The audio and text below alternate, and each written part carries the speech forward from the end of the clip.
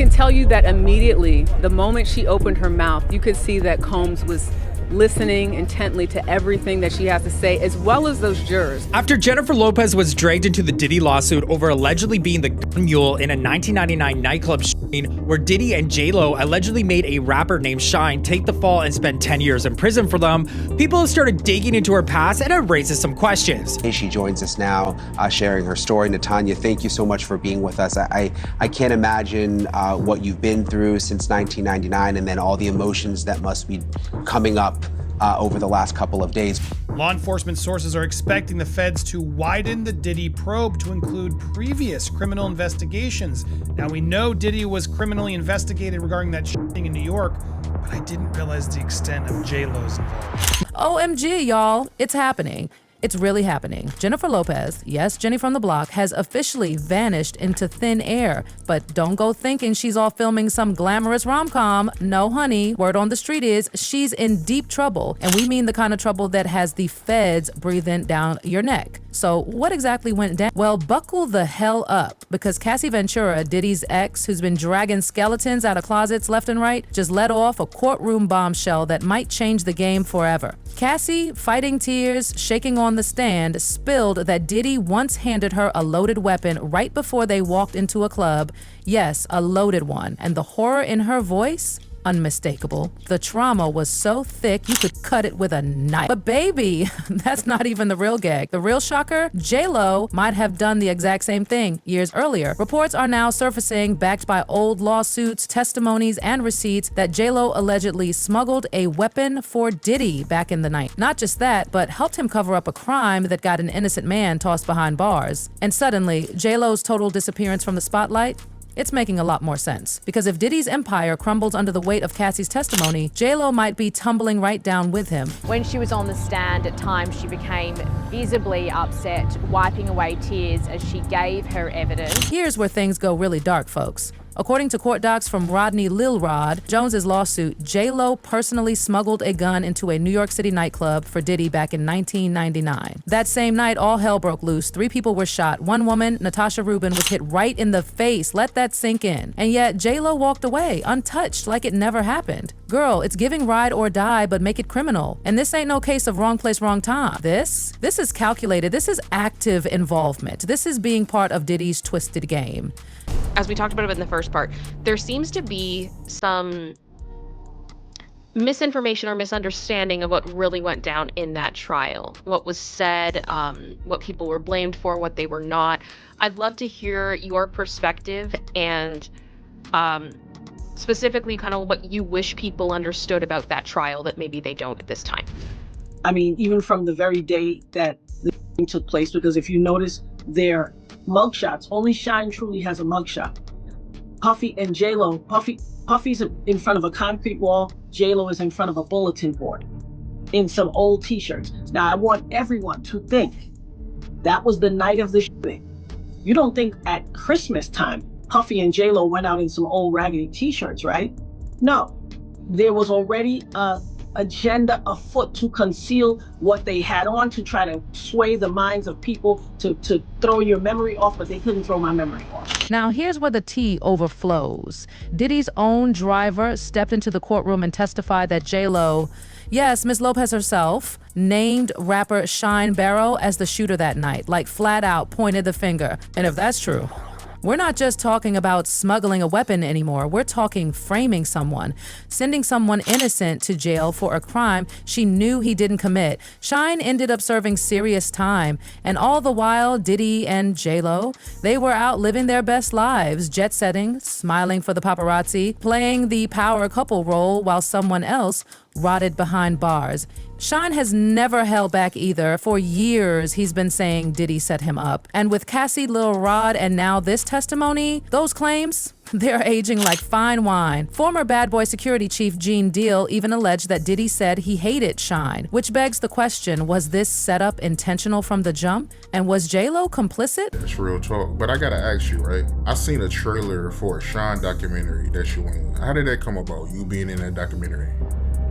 Well, I was there doing that whole trial with Shine and Puff. Puff said, I hate that motherfucker. blatant. He told me that. And that's when they was on trial with each other. But wait, Troll, it doesn't stop there. Diddy allegedly cherry-picked the witnesses for that 1999 trial. It wasn't just some random legal process. He stacked the deck. He curated who would speak. He pulled strings from behind the scenes. And guess what? J-Lo was allegedly right there with him. Multiple sources now claim Diddy and J-Lo coached those witnesses, told them exactly what to say, how to say it, and yes, even bribed some of the jurors. Like a twisted Hollywood production where the goal wasn't justice, it was control. Anybody that was there, I know this young lady said Puff did the shooting. What I was told by Wolf himself, and he spoke very little about it, because he had mad love for Sean. And what happened in the end? Diddy and J-Lo strutted out of that courtroom like nothing ever happened, free as birds, smiling for cameras, hugging each other like they just won an award, not escaped a felony rap. But let's get real. As soon as the heat cooled down, Diddy dumped J-Lo like she was just a pawn in the game. And maybe she was, but the truth is, they both got what they wanted, freedom, at least for a while. I don't know if he was president there, but I know he had been hanging around with him in London, in Paris, different places. Now y'all are probably asking yourselves, wait a second, why didn't J-Lo testify back then? She was right there during the shooting. Oh, honey. Let us drop another bombshell. According to Jaguar Wright, legendary whistleblower and certified truth spiller, J-Lo and Diddy secretly tied the knot around the time of that 1999 shooting. Yes, married, but not for love, y'all, for protection. See, if J-Lo was legally Diddy's wife, she couldn't be forced to testify against him in court. It's an old legal loophole, but it works. And baby, it worked perfectly. J-Lo never had to take the stand. Her hands stayed squeaky clean, and Diddy's secrets locked up tight. Hollywood marriages, y'all, they're not always about roses and rings. Sean caused a lot of that stuff himself. And Puff said, I hate that motherfucker. Blatant. He told me that. And that's when they was on trial with each other. Wow, you never told me about that, man. You see how Flexi came out calling Sean a liar? Well, I think Funkmaster Flex has every right to say what he said because he know a little bit more than most. We don't have the paperwork to prove that marriage yet, but Jaguar swears it happened. And guess what? Around that time, J-Lo was allegedly attending some of Diddy's infamous freak-off parties. Yes, those parties, the ones whispered about in Hollywood circles, the ones with NDAs, secrecy, and trauma. One lawsuit even claimed that a high-profile female celeb stood by and watched while a 13-year-old girl was assaulted at one of these parties. The name wasn't explicitly mentioned, but people are starting to connect dots. J-Lo's name is floating in documents, lawsuits, testimonies, and suddenly, silence is not helping her case. And then, another woman came forward. Her name is Miesa, and her story? Absolutely chilling. According to Miesa, J-Lo wasn't just in the room. She was front row, watching as Diddy put Miesa through hell at one of those parties. And the worst part? Miesa says she locked eyes with J-Lo, begging, pleading for help with just her gaze. And J-Lo, she just stared. Nothing, no words, no action, just a cold, hollow, empty stare. I remember he did what he did to me, and then when it was time for Jennifer Lopez, she was there with a guy, and he was standing there looking disgusted, but didn't nobody save me. She stuck that glass in me, and after that, my eyes were booked the whole time. If Maisa's telling the truth, and let's be real, it sounds way too detailed to dismiss, then J-Lo has some serious questions to answer. And guess what? Misa's not the only one speaking out. J-Lo's own ex-husband, Ojani Noah, already came forward years ago spilling the tea. And it was scalding. He said J-Lo didn't just occasionally attend Diddy's underground parties. She was in deep. Y'all know the ones. Baby oil, secret cameras, blackmail folders, the stuff of nightmares. According to Ojani, the J-Lo we see strutting red carpets isn't the same woman behind closed doors. He suggested she knew exactly what happened at those parties and didn't seem to have a problem with it. Now sure, exes can be messy, but this isn't your run-of-the-mill she cheated on me drama. This lines up with Miesa's story with Shine. Shine's, with Cassie's, with the lawsuits piling higher by the minute. And now it's starting to look like J-Lo has blood on her hands, or at the very least, secrets. And here comes the most devastating twist yet. Back in 2024, two federal sources told the New York Post that the 1999 nightclub shooting might be reopened as part of the broader federal investigation into Diddy. If that happens, and if J-Lo's name shows up in those files, she might just find herself sitting in a courtroom, not in the audience, not as a witness, but in the defendant's chair. And just when we thought this couldn't spiral any further, Stewie, a known insider who's been closely tied to this whole Diddy saga, came forward with a shocking claim that just might explain why Jennifer Lopez and Ben Affleck's picture-perfect, rekindled romance crumbled so suddenly. According to Stewie, the real reason for their divorce wasn't scheduling conflicts or artistic differences or even cheating. Nope.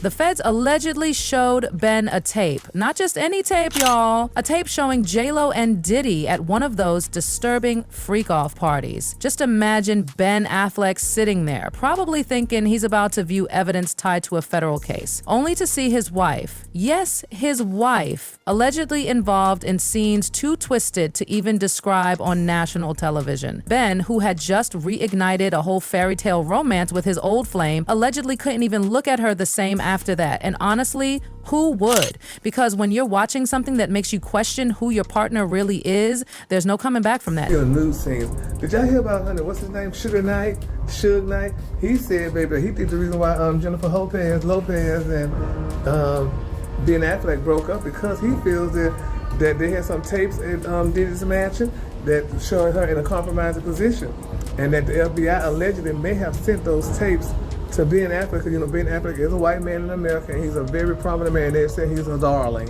which means people love him. Now, this ain't some old tabloid mess from back in the early 2000s. Look at the timeline. The moment the feds raided Diddy's homes, boom, everything between J-Lo and Ben started to unravel fast. They stopped appearing in public together, no more joint red carpet looks, no more Bennifer glamour. Suddenly, J-Lo was back to going solo. The smiles faded, the body language shifted, and just like that, their marriage was over.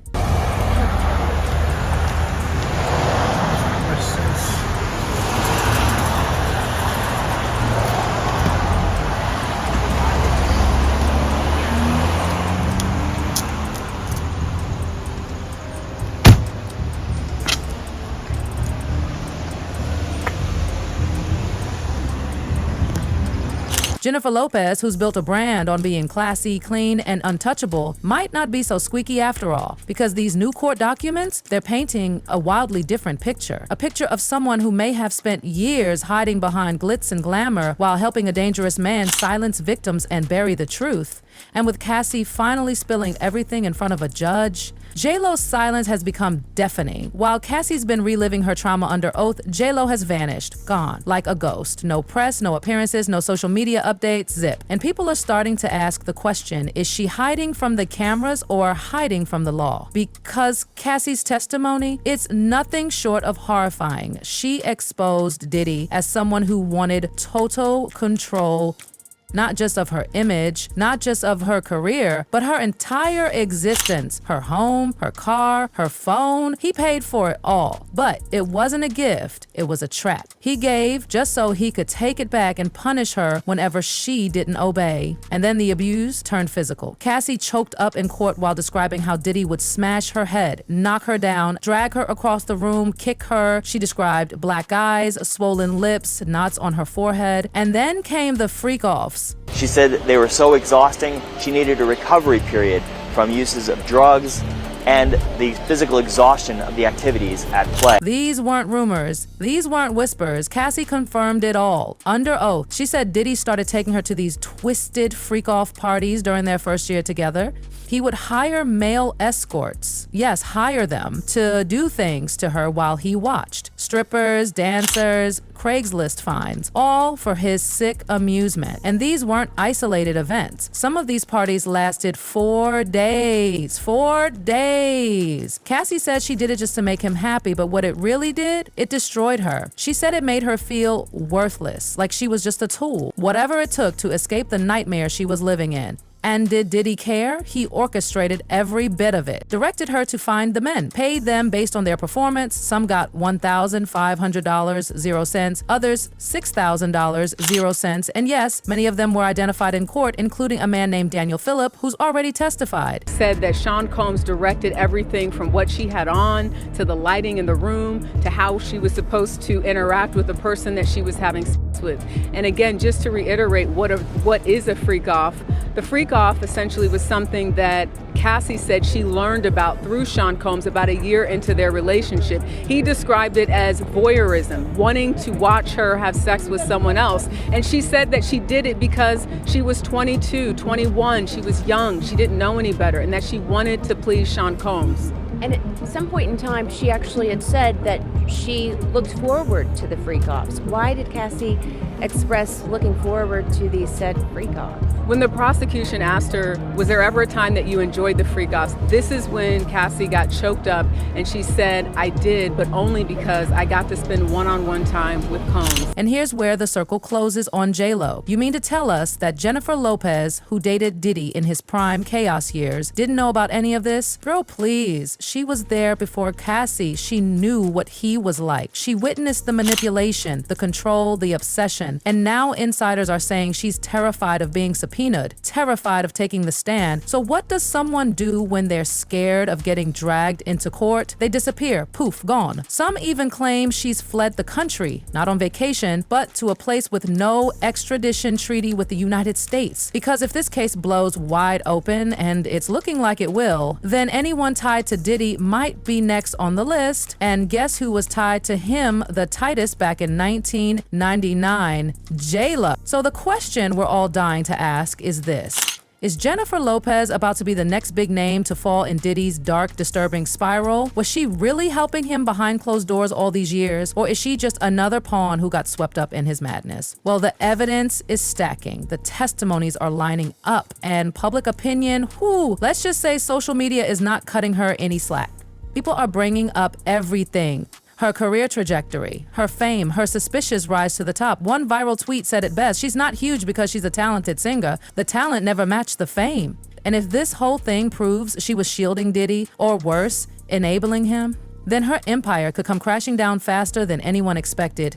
And it wouldn't be Hollywood politics, it would be federal. So now it's your turn. We've told you the story. We've laid out the messy trail of testimonies, secrets, and suspicious disappearances. But do you believe J-Lo was just a bystander? Or was she actively helping Diddy cover up his crimes? Is she just another victim of his manipulation? Or is she part of the inner circle that kept the truth buried for decades? Let us know in the comments below, because this is no longer about gossip. This is no longer about celebrity drama. This is about justice. And if the courtroom lights turn toward J-Lo next, she better be ready, because this time, there's nowhere left to hide.